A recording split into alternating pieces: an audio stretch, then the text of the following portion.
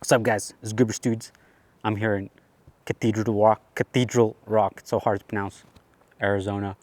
And to those of you who have been following me, I lied to you. Okay, I'm actually an undercover billionaire trying to make it from scratch. If you ever seen the show Undercover Billionaire with the guy Grant Cardone, or the other guy, his name is Glenn, don't know his last name. They go off on a journey and they try and make $1 million business from scratch. Now, the only difference between me and them is I don't have National Geographic backing me up. I'm just on my own. And the other difference is they gave themselves 3 months to make $1 million business. I gave myself 6 months. Now, it's been 6 months. I'm down to my last $500 and I still have nothing. However, another difference between me and them is they've actually were billionaires, and then they have to go on this journey without anyone having to know who they are. They can't use their credibility, they can't use their past experience. In order to build this, they're basically starting from scratch from $100. I've never made $1 billion. I've never made $1 million for myself. I've made it for others, and I had more to start with than $100.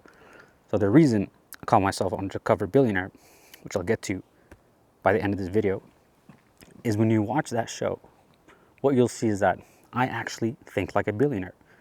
When you watch the show, you'll see these guys go out with $100, with nothing, no living quarters, no nothing, and they have to build $1 million business. And the first thing they do is they ask themselves, how can I make $3,000 by this weekend? And most of what they do is they go into sales. They start looking for something to flip. They start looking for someone with money in order to help them leverage what they already have so that they can make money quickly out of that person, get that $3,000 and be able to find a place to live and feed themselves so that they can network more and get that $1 million. And if you think about it, if you watch the first few videos, I was trying to do the same thing. I wasn't trying to get a job. I was trying to find a deal or a flip that would give me the same amount of money. I didn't know this prior to watching their little episodes, and then I realized, I'm doing the same thing these people are doing. So how can you not say, I don't think like a billionaire? If they're claiming themselves as billionaires and they're showcasing themselves with that mindset approach, so how can you say I'm not the same, right? So with that framework, we're basically at the same level. And what's interesting is that it's a very humbling process to see how when they don't have the leverage that they do, that they go back to the basics, which is ideas make money. No, ideas make you rich, not money. And without their leverage, they go back to these fundamentals. And they themselves struggle the same way you would struggle.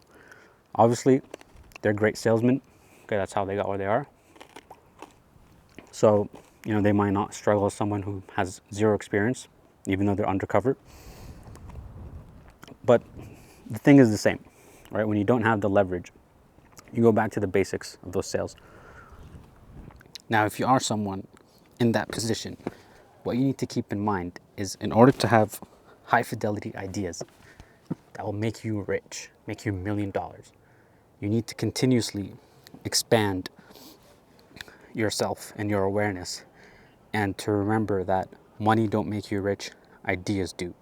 And you have to improve your communication and realize that with a better communication, your income can raise. You can close deals, you can inspire people's confidence to believe in you.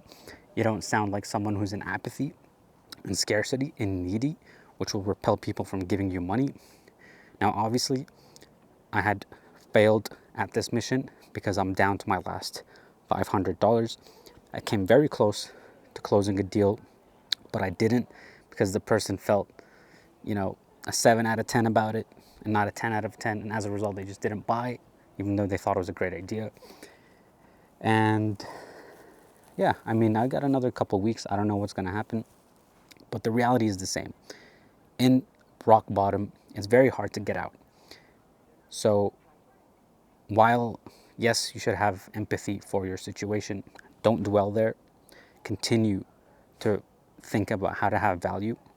Every time you feel yourself shrinking and getting into scarcity and thinking there's not enough out there for you, that's when you have to actively push against that scarcity survival mindset and find any way possible to get yourself into an abundant thinking by either not money managing and thinking, how can I, save a dollar here, save a dollar that. While that's important, you need to not be a manager of money and think about how to make more money instead of how do I save more money. And that comes by what kind of ideas and value can I bring to people that I can sell that would make them want to share a percentage of that for my performance fee. And that was a really big eye opener for me, because I'm like, look, even there in that position, what else are you going to do? There's nothing much you can do. Don't look for a job, because that's not going to make you rich. Don't stay a salesman, because that's not going to get you millions of dollars just being a salesman. But you need to